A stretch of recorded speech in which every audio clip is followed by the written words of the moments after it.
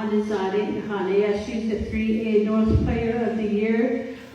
She's to our guest speaker, Layla Curtis.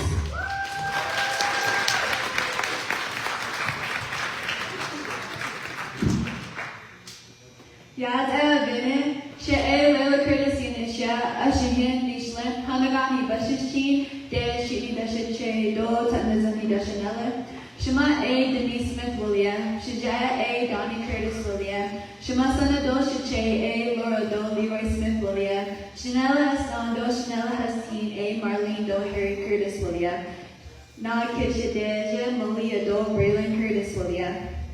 Good morning, families, teachers, faculty, and our honored guests, and most importantly, the amazing 8th graders and kindergarteners we are here to celebrate today. My name is Layla Curtis, and I am a freshman at the Tuba City High School. If you aren't familiar with me, I am mostly recognized for my performance during my freshman basketball season. I helped bring home Tuba City their first Copper State Championship in 24 years.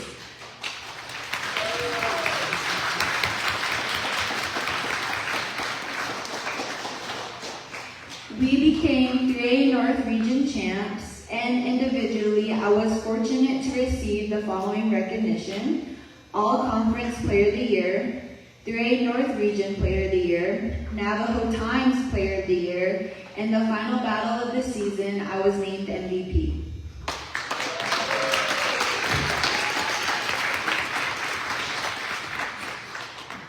Let me be clear, none of these achievements happened overnight. They were the result of the consistent habits I developed. Habits that also helped me graduate as valedictorian of the middle school I attended, the Tuba City Junior High School, and also enabled me to maintain a 4.5 GPA throughout my freshman year.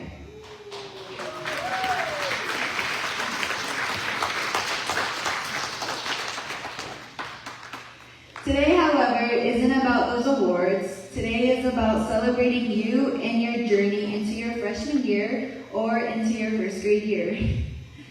I stand before you today not just as an athlete, but as a former 8th grader and a former kindergartner who felt all the same emotions you are most likely feeling right now.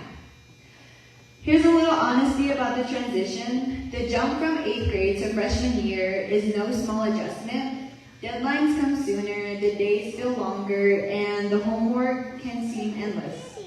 But one thing that kept me pushing is knowing the example I was setting. For my family, for my community, and for everyone who believed in me. So what habits truly made the difference? It was showing up early, staying focused, and not being afraid to ask for help, learning to prioritize and limiting distractions. It was also persevering through many challenges and even on days I wanted to quit. These habits showed both in the classroom and on the court. And here's the secret. You don't have to be perfect, you just have to be consistent. To the 8th graders here today, you're probably a mix of nervousness and excitement just like I was. I know some of you might be worried about fitting in, about your grades, or even about making the team in your chosen sport. Believe me, I felt all of that. But I'm telling you, you absolutely belong in high school. The same effort that brought you here today will carry you through the next 4 years. The same courage that allowed you to raise your hand in class, try out for a team, and find your people. The same courage that allowed you to stand up and walk across this stage will help you raise your hand in class, try out for a team, and find your people.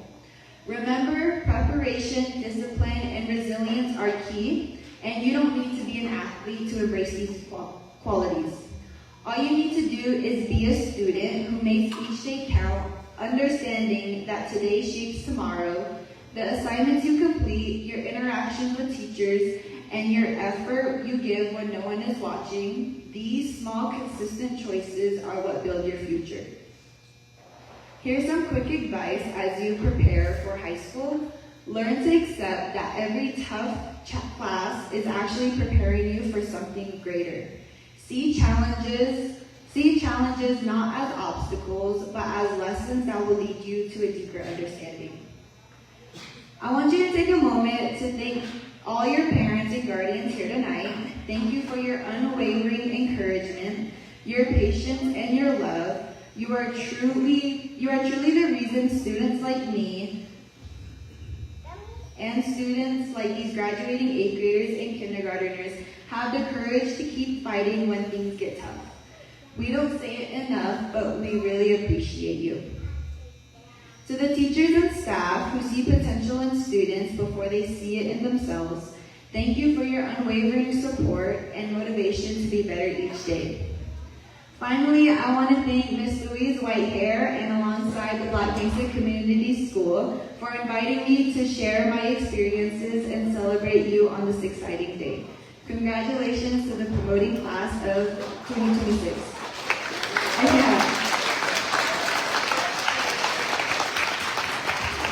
Thank you, Ms. Leah. That was a wonderful speech you had.